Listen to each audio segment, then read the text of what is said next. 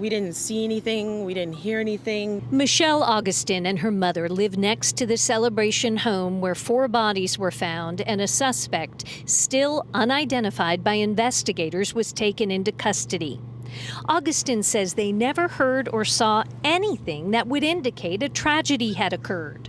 I haven't seen the family in weeks. They used to always park right in front of us, so we'd see them every day come in and out with the kids. And the last time I saw them was around Thanksgiving time. Augustin and her mother say the man in this photo, who was seen being put into handcuffs at the house Monday morning, is named Tony, and he and his wife and 3 young kids had been renting that house since last May. They say at Thanksgiving they had a brief, friendly conversation with the man and then assumed the family had traveled out of town because the normal activity of the home had ceased. They would swim in the pool midnight, 1 a.m. The whole family would be swimming.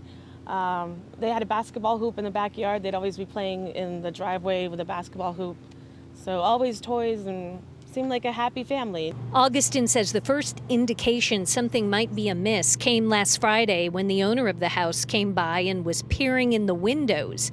He told her he was trying to determine if his renters had moved out because they had failed to pay the rent and he had recently cut off the electricity. I don't know what happened. I want answers, but I don't know if we'll ever get the answers. Now, my colleague, Greg Fox, has been digging for information about the family we've learned from court documents was renting that house. Greg, what can you tell us?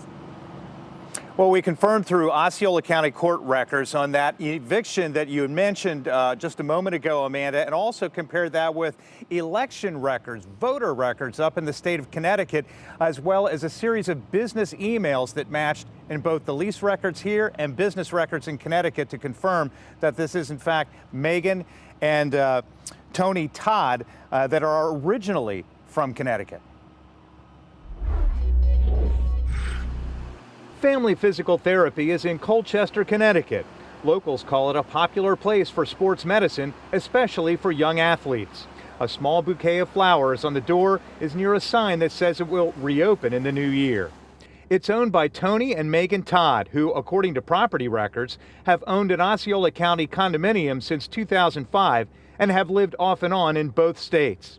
While Megan's license in Connecticut is current, records obtained by WESH 2 Investigates shows her husband's is inactive after it lapsed in September due to non-renewal. Tony Todd also operated another business out of their physical therapy building called Performance Edge Sports, which has been under investigation by the Attorney General's office. A spokeswoman tells me the Office of the Connecticut Attorney General can confirm we have an open False Claims Act investigation into Anthony Todd. Beyond that, we are unable to comment or provide further details. No other information is being provided about the investigation or the couple who, according to their Facebook pages and multiple social media posts, have 3 children.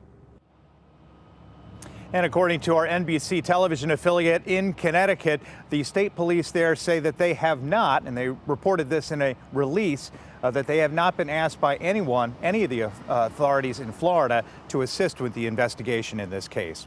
We're live in Osceola County. Greg Fox, WESH 2 News.